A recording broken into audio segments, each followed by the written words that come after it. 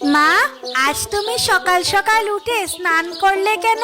ভুলে গেছিস আজ যে শিবরাত্রি। আজ শিব ও পার্বতীর বিবাহের রাত।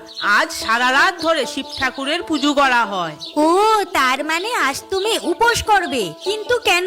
না খেয়ে থাকলে তো পেটে ব্যথা হবে। উপোস মানে শুধু না খেয়ে থাকা নয় তুলি। আজ পুরো সময় শিবের আরাধনা করতে হয়। মনকে শান্ত রেখে শিব ঠাকুরের পুজো করলে মনের সব ইচ্ছা পূর্ণ হয়।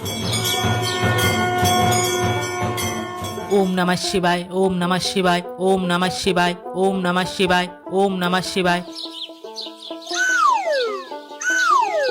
তোরা আজ ঠাকুরের কাছে কি চাইলি?